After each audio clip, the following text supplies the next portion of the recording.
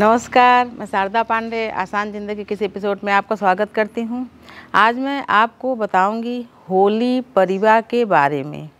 जैसे दीपावली के अगले दिन परिवा होता है, कोई भी शुभ कार्य नहीं किया जाता, दुकानें बंद रहती हैं, कहीं कोई आता जाता नहीं है। उसी प्रकार से होली परिवा भी मनाया जाता है। तो ये होली परिवा सभी मनाते हैं, जो गाँव के सब बड़े सयाने रहते थे तो मनाते थे। तो लेकिन धीरे धीरे हर त्योहारों का जो प्रचलन है वो बहुत नाम मात्र का रह गया है, कोई नहीं मनाता। लेकिन ये त्यौहार जो है मैं उनके लिए बता रही हूँ। ये जो नियम है होली परिवा का, ये जिनका विवाह है यानी जिन बेटियों का विवाह होने वाला है उनके लिए बता रही हूँ, और जिनको बच्चा पैदा हुआ है और वो बच्चा अभी 40 दिन का नहीं हुआ है उनके लिए भी बता रही हूँ कि आपको क्या करना चाहिए कि जो आप तंत्र मंत्र और टोटके और जो जोग टोटके सब किए जाते हैं इससे बचे रहें। क्योंकि जब विवाह होता है तो उस समय लगन लग जाती है, यानी कि कोई भी तंत्र क्रियाएं जो की जाती हैं उस समय ज़्यादा प्रभावशाली होती हैं। यानी उस समय का किया गया, फिर विवाह के बाद जब फेरा पड़ जाता है तब वो शक्तियाँ जो होती हैं अनिष्टकारी वो उपद्रव करने लगती हैं और वैवाहिक जीवन में खलन डालने लगती हैं। आप एक नहीं अनेकों ऐसी कहानियाँ, अनेकों ऐसी बात सुने होंगे कि बेटी विवाह से पहले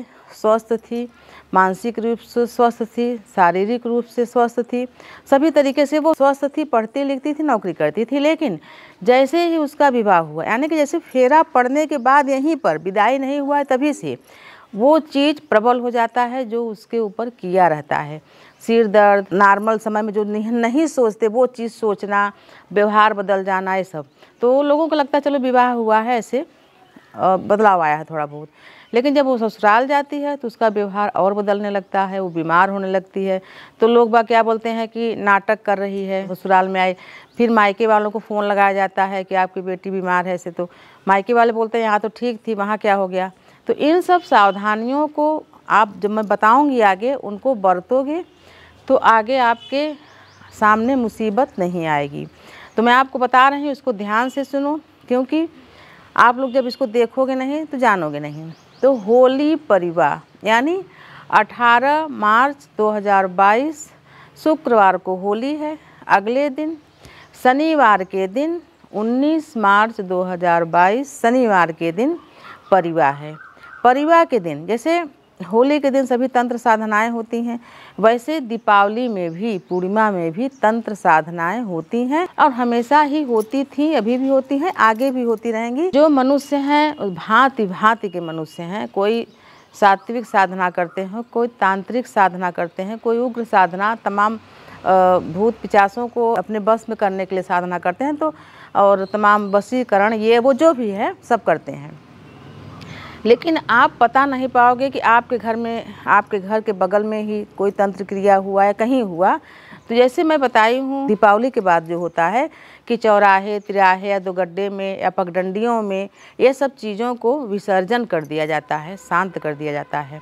अगर इसीलिए मना किया जाता है, शांत करने के बाद जो वहाँ पर पहली बार उसको देख लिया, डांक दिया, उसको छू लिया, तो उसी व्यक्ति के ऊपर वो प्रभाव पड़ता है। इसीलिए इन सब दिनों में वर्जित है कहीं जाना आना, विशेषकर उनको जो बेटियों का सगाई हो गया है, विवाह होने वाला है, अभी अप्रैल महीना में विवाह का लगन होगा, या जिनको बच्चा पैदा हुआ है, वो पुत्र हुआ, पुत्री 40 दिन नहीं हुआ है, उनको भी इन सब चीज़ों का परहेज करना चाहिए कि उनको भी ऐसे में तमाम उपद्रवी शक्तियाँ ज़्यादा प्रभाव डालती हैं। जैसे गांव में जब हम लोग छोटे छोटे थे तो बड़की चिड़ैया के नाम से बहुत बड़ी सी पक्षी रहती थी। जब किसी को बच्चा होता था तो नीम के पेड़ में बैठ के और अजीब प्रकार से वो रोती थी, अजीब प्रकार से कराहती थी, तो लोग उसको भगा देते थे। यानी उस पक्षी को ये पता लग जाता था कि यहाँ इस घर में बच्चा पैदा हुआ है। तो कहते हैं कि अगर वो पक्षी बच्चे के ऊपर से उड़ जाए तो बच्चे को नाना प्रकार की बीमारी, रोग, तमाम पीलिया, तमाम रोग हो जाते हैं। तो इसलिए इन सब पिचास पक्षी होते हैं, राक्षस यानी कि जैसे चुड़ैल से, ये सब चीज़ मतलब उनको माना गया है कैसे हैं, तो उनसे बचा के रखा जाता है। इसीलिए बता रही हूँ। वो पक्षियाँ भी अब नहीं हैं, लुप्त हो चुकी हैं, कहीं कहीं होती होंगी, लेकिन हम लोग जब बच्चे थे तो आए दिन उनका कराहना सुनाई पड़ता था, विशेषकर नीम के पेड़ में बैठते हैं वो लोग। तो मैं आपको बता रही हूँ, जिन बेटियों का विवाह होने वाला है वो ध्यान से सुने, या उनकी सहेलियों का विवाह होने वाला है या उनके रिश्तेदारी में विवाह होने वाला है, आप अगर देख रही हैं मेरा वीडियो तो उनको बता दें कि ऐसा ऐसा करें। तो 19 तारीख को घर से बाहर आप न निकलें। अब जैसे आपको मान लो परीक्षा देने जाना है या कहीं इंटरव्यू देने जाना है, कुछ भी करने जाना है, तो आप उपाय करके निकलें। आगे वीडियो में उपाय बताऊंगी कि आपको मालूम निकलना भी है तो कैसे निकलें। तो सबसे पहले इन दिनों में जैसे किसी के यहाँ जाएं न, यानी कि होली जैसे 18 तारीख को होली है तो आप 18 तारीख को ही लोगों से मिल लें, या 19 तारीख को गैप करके रंग पंचमी तक कभी भी जाएं, 19 तारीख को न जाएं। और जब आप कहीं जाते हो तो आपको कुछ न कुछ खाने को दिया जाता है। सबसे सरल तरीका है, अगर तंत्र जो है किसी का जांचना है कि इसके ऊपर डालो तो आपका तंत्र सिद्धि पता लग जाएगा कि आपका तंत्र पूरा हुआ कि नहीं हुआ। तो जो विवाह के लिए बेटियां जो सज्ज रहती हैं, तैयार होती रहती हैं, यानी 1-2 महीना विवाह उनका है करने को, तो उनके ऊपर ज़्यादा प्रभाव पड़ता है। तो आपकी कितनी भी घनिष्ठ सहेली क्यों न हो, मित्र क्यों न हो, आप उनके यहाँ जाएँ, बिल्कुल जाएँ। लेकिन जब आपको कुछ खाने को दिया जाए तो उसमें से कुछ कण, कुछ चीज़ निकाल के अलग कर दें। और आप देखे होंगे कि जैसे जो सभ्य लोग होते हैं, भद्र लोग होते हैं, जैसे आप किसी के यहाँ गए, हम किसी के यहाँ गए, तो वो खुद नाश्ता जब देते हैं तो जो मेहमान है खुद बोलता है कि पहले आप लीजिए फिर हम लेते हैं। तो ये भी एक बहुत बड़ा ट्रिक है। जैसे कि मान लीजिए उसमें कुछ आपको दिया जा रहा है तो वो व्यक्ति पहले नहीं लेगा, और इसीलिए कहा भी जाता है कि पहले आप ले लो, आप भी ले लो। काहे कि उसका तो घर ही हो तो कभी भी खाएगा, लेकिन ऐसा कहना चाहिए कि आप भी उठा लो, एक ठो आप भी खा लो फिर हम भी खाएं। ये सब बड़े सयानों का एक ट्रिक है। इससे भी अगर कोई चीज़ डला रहता है तो उसका प्रभाव ख़त्म हो जाता है। तो मैं आपको बता रही हूँ, उन बेटियों के लिए वीडियो बना रही हूँ। इसके पहले मैं होली परिवा का वीडियो नहीं बनाई हूँ, पर तमाम चीज़ें ऐसी देखने में आई हैं कि विवाह के पहले बेटी को कुछ नहीं हुआ था, विवाह के बाद उसका बड़े बड़े ऑपरेशन, कहीं कुछ हो रहा है, बाद में इलाज करवाने के बाद कुछ ऐसा पता लगता है कि इसके ऊपर तंत्र क्रिया की गई है। तो वो तंत्र कराने वाले तो बहुत लोग मिल जाते हैं, लेकिन तंत्र को उतारने वाले बहुत जुजबी होते हैं जो कि मिलते हैं। तो आप मर्ज से बचें, यानी तंत्र क्रियाओं से बचें, उसको उतारने वाले को कहाँ खोजेंगे। मैं आपको बता रही हूँ। तो जैसे मान लीजिए आपको कहीं बाहर जाना है, परीक्षा देने या कुछ करने, ऐसे ही मनोरंजन के लिए बिल्कुल ना जाएं। तो एक लोहे की अंगूठी, ये देखिए, ये मैं पहनी हूँ, अभी पास से दिखवा दूँगी, और इसमें जोड़ नहीं है, ये खुला हुआ है। तो एक लोहे की अंगूठी यानी छल्ला बनवा लें और उसको आप हमेशा पहने रहें। और कहीं भी जाएं तो अत्यधिक सुगंधित तेल हो, साबुन हो, सेंट हो, इत्र हो, कुछ भी लगा के ना जाएं। वैसे भी जब लगन लग जाती है, लगन किसको बोलते हैं, विवाह का पड़ना, कहें कि लगन तय हो गया है, विवाह का पड़ना, सगाई हो जाना, जनेऊ हो जाना, तिलक हो जाना, तो काफ़ी बच्चियों को परहेज़ करना चाहिए, विधि और नियम निभाना चाहिए। तो बहुत कम से कम बाहर जाएं। लेकिन आजकल की बच्चियां भाई पढ़ रही हैं, इंटरव्यू देने जा रही हैं, नौकरी कर रही हैं, तो घर में तो बैठेंगे नहीं, सब गांव में चलता है, घर में बैठी रहती हैं, तो उनको ये सब हो जाता है, चल जाता है। तो एक लोहे की अंगूठी बनवा लें, शुद्ध लोहा है, जिसमें चुंबक पकड़े, स्टील का नहीं, लोहा शुद्ध होना चाहिए जिसमें चुंबक पकड़े। फिर कोई सुगंधित चीज़ आप न लगाएं। आगे सुगंधित चीज़ का मैं आगे आपको सत्य कथा पर आधारित कहानी भी आगे बताऊंगी कि इन सब चीज़ों से क्या क्या होता है, जो कि हमारे गांव के बगल में ही गांव की सत्य कथा है, वो सब बताऊंगी। सुगंधित चीज़ बाहर लगा के बिल्कुल न जाएं। उसके बाद हींग ले लें, और एक साफ कपड़ा जो सफ़ेद रंग का नहीं होना चाहिए, लाल कलर का कपड़ा ले लें, सूती, और उसमें हींग को गीला करके बांध ले लें, और अपने पास ऐसे रखें कि आप जब किसी के पास बैठें तो हींग की सुगंध आपके पास से निकलती रहे। इस बहुत बड़ा ये ट्रिक है, जो कि अलाय बलाय या अनिष्ट शक्तियाँ उस सुगंध से आपके आसपास नहीं आएंगी। इसीलिए पितर के भोजन में भी हींग का प्रयोग नहीं होता है, लोहे का बर्तन का प्रयोग नहीं होता है, इसीलिए लोहा पहनने के लिए बोलते हैं। तो इन सब चीज़ों को मैं आपको बता रही हूँ कि आप बाहर जाएं तो क्या करें। जब आपके ऊपर कोई सिर के ऊपर अगर हाथ रखे तो बिल्कुल आप टोक दें। मान लीजिए आपके बहुत कोई घनिष्ठ है, सहेली है, उनकी माँ है, उनकी दादी है, कोई भी है, कहना नहीं चाहिए किसी का भी मतलब ये चीज़ करने का होता है कि कोई आपके ऊपर हाथ रखे तो बिल्कुल आप वो कहें कि हाँ आप ये क्या कर रही हो। तो टोके से टोटका टूटता है, यानी अभी के समय के लिए, यानी जो अभी ये होली परिवार है इसके लिए, दीपावली परिवार और तमाम ऐसे पर्व होते हैं जैसे कि अमावस्या पूर्णिमा में ये सब तंत्र क्रियाएं होती हैं।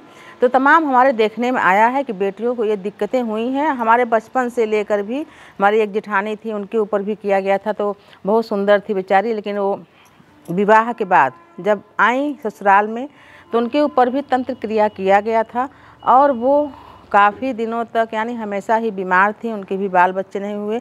अब वो इस दुनिया में नहीं है। बहुत ही सभ्य थी, लेकिन उनके विवाह में भी ऐसा कुछ किया गया था जो वो पूरे जीवन बीमार थी, कोई बाल बच्चे नहीं हुए और वो अंत में अब नहीं है यहाँ पे इस धरती पर। तो मैं आपको बताना चाह रही हूँ, आप इस वीडियो को ध्यान से देखें। जिनके यहाँ विवाह उनको बच्चियों को बताएं कि ऐसे में जो तमाम क्रिया बाहर किए रहते हैं उनसे बचना चाहिए। और मान लीजिए उनको देख ले तो देखने से कुछ नहीं होता है, उनको नाकना नहीं चाहिए, उनको छूना नहीं चाहिए, उनके पास में जाके देखना नहीं चाहिए कि ये चीज़ क्या है। दूर से देखे तो कोई बात नहीं है।